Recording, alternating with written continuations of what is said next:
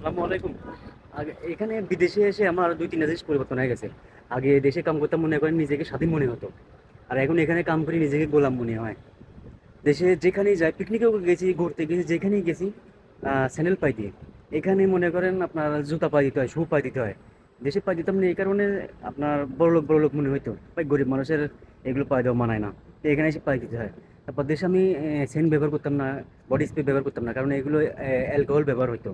হ্যাঁ, এখানে মনে করেন আমার আতর ব্যবহার করি, সেন্ট দিয়ে চলতে হয়। ও দেশে ব্যবহার করতাম রেক্সোনা, না হলে মনে করেন আপনার আতর ব্যবহার করতাম। কারণ শরীর থেকে যেন গন্ধ, আর আমি যতই ঘামাই আমার শরীরটা এরকম ছিল যে গন্ধ বেরোতো না। এখানে এসে উল্টা, এখানে আপনার ব্যবহার করতেই হবে, কারণ এখানে সবার মধ্যে কাম করতে হয় আপনার। হ্যাঁ, তো এখানে এটা নেই। এখানে এসে কিছু ভালো দিক আছে, কিছু খারাপ দিক আছে। এই যে এখানে এখন 50 ডিগ্রি রোদ চলতে যায়, এই রোদের মধ্যে মনে করেন বাইরে কোনোখানে বের হতে পারি না। দেশে মনে করেন এরকম ছিল না। তো অনেক ব্যবধান হয়ে গেছে। দেখ আলহামদুলিল্লাহ, তারপরে মনে করেন এখানে একটাই সুবিধা কি, যে হজ করা যাবে। হজের জন্য কথা বলে আসছি।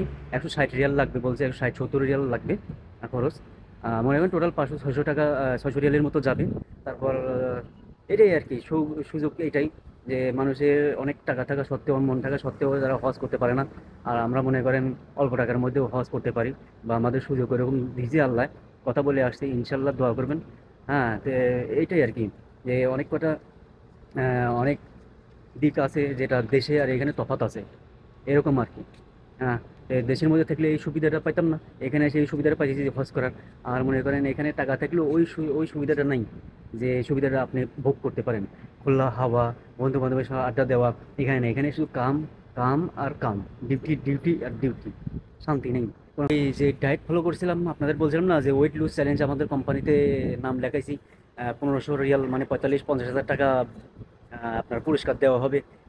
ফার্স্ট প্রাইজ আপনার 1500 রিয়াল, সেকেন্ড প্রাইজ আপনার 1000 রিয়াল, থার্ড প্রাইজ 500 রিয়াল। তো আমি মনে করেন 2 কেজি কমাইছি। 2 কেজি, আগে ছিলাম 72 কেজি 400 গ্রাম, আর এখন হচ্ছে 70 কেজি 500 গ্রাম।